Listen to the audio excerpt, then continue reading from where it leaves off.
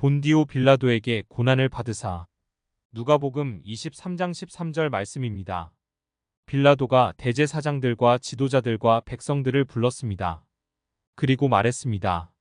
너희는 이 사람이 백성을 반역하도록 부추긴다고 하여 내게로 데리고 왔다. 그러나 너희 앞에서 조사를 해보니 너희가 이 사람에 대하여 고소한 죄목을 찾을 수 없었다. 아멘.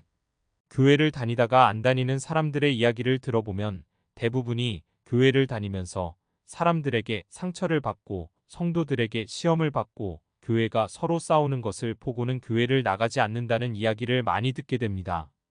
그 다음에는 성경을 읽는데 믿어지지가 않는다는 것입니다. 단군 신화가 훨씬 더 믿어진다고 합니다.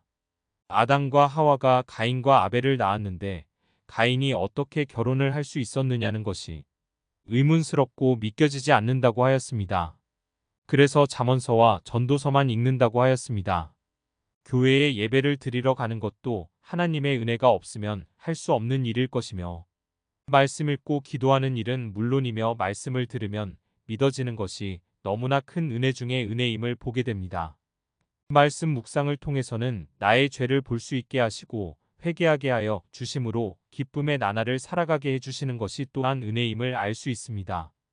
예수님의 은혜를 모르는 사람은 예수님의 대적이 되는 것을 볼 수 있습니다.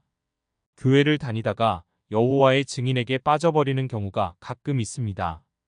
교회에서 성경 공부를 별로 하지 않으면 성경에 대해서 모르는 성도가 많기에 매주 교회의 약점을 파헤치면서 성도를 삼키려고 하는 단체에게 당하게 됨을 보게 됩니다. 교회 생활은 제약과 구속을 하지 않기에 10년을 다니면서도 성경을 찾을 줄 모르는 사람이라도 누가 뭐라고 하는 사람이 없습니다. 성경 공부를 의무적으로 하지 않습니다. 성경을 공부하고 연구하는 것은 신학교나 다니는 사람들이 하는 것처럼 보이는 시대입니다. 성경을 모르고 예수를 모르는 사람들을 무리라고 하는 것을 보게 됩니다. 무리들은 성경을 모르고 깨닫지 못하기에 예수님을 죽이는 일에 열심을 부리게 됩니다. 무리들은 예수님을 이기려고 하는 사람들이며 무리들은 자신들이 못 박혀야 할 그 자리에 예수님을 데려다가 죽이려고 하는 사람임을 보게 됩니다. 무리가 일제히 소리질러 이르되 이 사람을 없이하고 바라바를 놓아주소서라고 합니다. 주님의 뜻을 잘 모름으로 죽여야 할 살인자 바라바는 놓아주고 죄가 없는 예수님을 십자가에 못 박는 죄를 범하고 있음을 보게 됩니다. 말씀을 모름으로 예수님을 죄인으로 몰아붙이는 무리와 같은 삶을 살지 않기를 소원해 봅니다. 23장 22절 말씀입니다. 빌라도가 세 번째 물었습니다. 무슨 까닭이냐? 이 사람이 도대체 무슨 악한 일을 저질렀느냐? 나는 이 사람에게서 죽을 죄를 찾지 못했다. 따라서 맺을만 하고 풀어주겠다.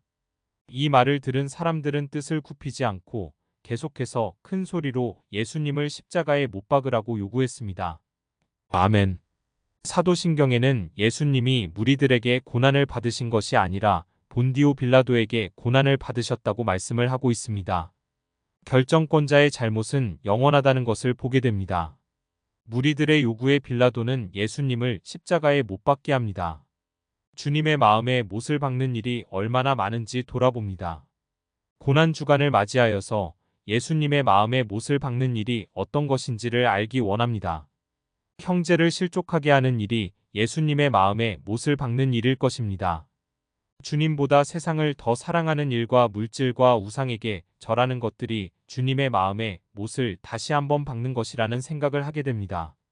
아무 잘못도 없는 사람들의 마음에도 못을 박지 않기 원합니다.